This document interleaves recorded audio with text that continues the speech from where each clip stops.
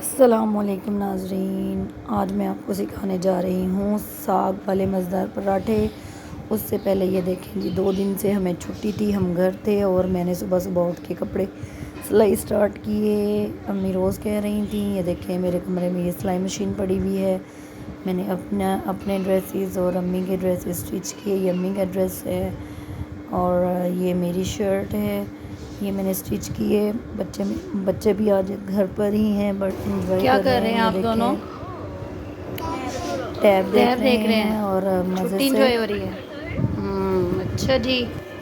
और ये ये तैयब झूले में सोया तैयब हुआ झूले में है, सोया हुआ है। वो मज़े से वो क्या भी देख सो रहे हो? रहा मुझे भी है। दिखाओ बच्चे ज़रा। टैब पर रोमा इंडियाना की पोइम्स अच्छा देख जी। रहे थे और अम्मी जान अम्मी क्या आज ढूंढ रही है? घर सफाई कर रही थी अपने ड्रॉर की, जिसमें स्टिचिंग के कपड़े वगैरह, लेसेस वगैरह पड़े हुए थे। और अब हम आते हैं साग के पराठों की तरफ। ये मैंने साग ले लिया है, तवा जो है मैंने चूल्हे पे रख दिया है हल्की आंच पर।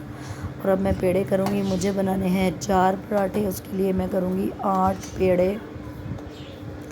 साग जो है वो आपने गर्म नहीं लेना, ठंडा लेना है। ज़रूरी नहीं कि फ्रिज में रखा हुआ ठंडा हो, फ्रिज से बाहर रूम टेम्परेचर पर जो ठंडा होता है वो भी गर्म, क्योंकि गर्म साग के पराठे नहीं बनते। अब ये मैं इस तरह से एक पेड़ा मैंने लिया और उसको पहले हाथ से बेला है और अब मैं उसको उस पर बेलन पर बेलूँगी अच्छे तरीके से, और वन साइड जो पराठे की है, और उसको मैं एक प्लेट पर रख दूँगी ये इस तरह से। और अब दूसरा पेड़ा लेकर उसको भी मैं इसी तरीके से बेल लूँगी।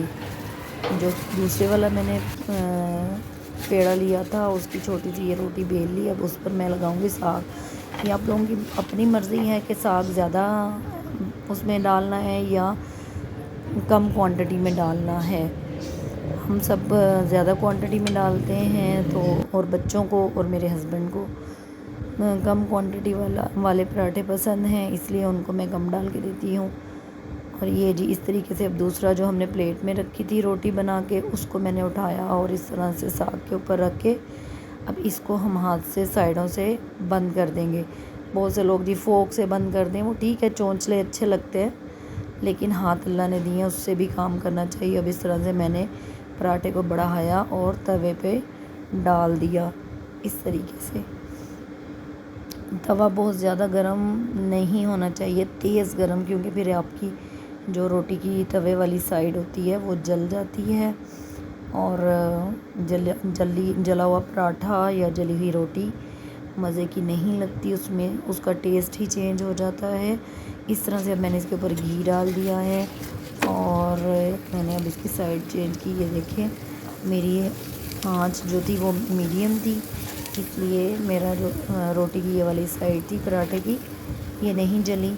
और अब मैं इसको फ्राई कर रही हूँ पराठे को इस तरीके से। अगर हम इसको रोटेट करते रहेंगे बार बार तो आपका पराठा जलेगा नहीं, बल्कि वो क्रिस्पी हो जाएगा। और क्रिस्पी पराठा जो है वो ज़्यादा ऑयल में बनता है। आप घी ले लें, ऑयल ले लें, किसी भी चीज़, जो चीज़ आपको पसंद हो। और इस तरीके से ये हमारे पराठे तैयार हो गए हैं। आप चाय के साथ खाएं, दही के साथ खाएं, आपको कैसे लगे कमेंट में बताइएगा। अल्लाह हाफिज़।